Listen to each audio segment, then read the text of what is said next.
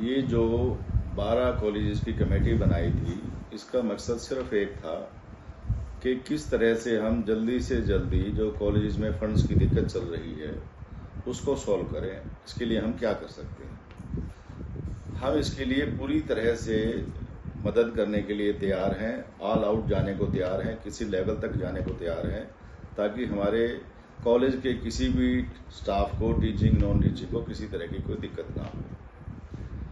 जब हम मीटिंग में गए तो हम तो चाह रहे थे कि सोल्यूशन की बात करेंगे, लेकिन वहां तो जाके लगा कि सिवाय राजनीति के अलावा सब कुछ हो रहा है, सोल्यूशन की तो कोई बात ही नहीं है। हमने पहली मीटिंग में ये कहा कि वाइस चांसलर को ऑथराइज करे कि वो जाकर के सरकार से नेगोशिएट करे और वहां से पैसा लेकर के आए।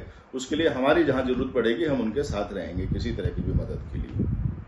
ये सबसे पहले सोल्यूशन हुआ। अब इसके बाद इन्होंने कहा कि जी एक ऑडिट के लिए हम कोई कमेटी बनाएंगे और उसके लिए जो है आप ऑथराइज कर दीजिए। हमने ऑथराइज कर दीजिए।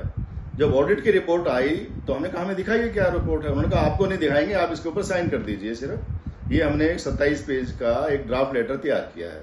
अब 27 पेज का ड्राफ्ट लेटर वहां पढ़ के एकदम कैसे तैयार कर सकते, हम साइन कर सकते हैं उसके ऊपर बगैर देखे हुए, कैसे पढ़ सकते हैं। हालांकि मुझे उस दिन उस मीटिंग में से कहीं जाना था तो मैंने उनसे कहा कि ड्राफ्ट मुझे दे दीजिए, तो चेयरमैन साहब ने कहा कि ड्राफ्ट आपको नहीं दे सकते हम। तो ये कैसा मिसट्रस्ट है। हमने लिख करके दे दिया कि जब आप ड्राफ्ट हमें नहीं दे सकते तो it is below dignity to be a member of this committee.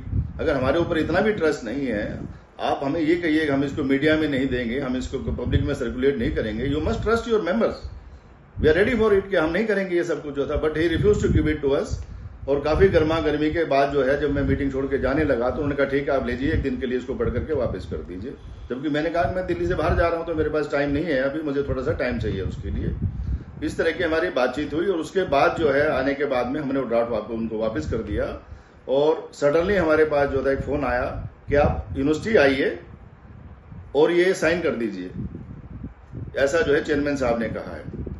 तो हमने कहा भाई ये साइन करने से पहले हम उसको पढ़ना चाहेंगे क्या आपने डिसाइड किया है। फिर दोबारा से वही प्रॉब्लम है जो 27 पेज के लिए थी, यही लेटर के लिए वो लेटर हमें दिखा दीजिए, हमें ईमेल कर दीजिए, हम उसको पढ़ेंगे।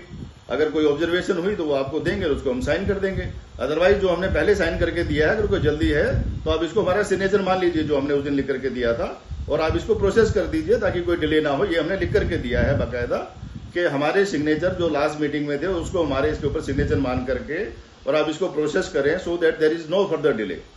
लेकिन ये लोग अभी भी राजनीति कर रहे हैं कि हमने साइन करने को मना कर दिया। हमने बिल्कुल साइन करने को मना नहीं किया है, हमने बगैर पढ़े साइन करने को मना किया है और वो हम कभी नहीं करेंगे बगैर पढ़े हुए किसी पेपर के ऊपर साइन, जब तक हमें ड्राफ्ट लेटर दिखाया नहीं जाता, जब तक हमें जो है ऑडिट रिपोर्ट नहीं दिखाई जाती और जो लेटर आप भेज रहे हैं वो हमें दिया नहीं जाता। हम उसको पढ़ेंगे, अपनी ऑब्जर्वेशन देखें और उसके ऊपर जरूर साइन करेंगे।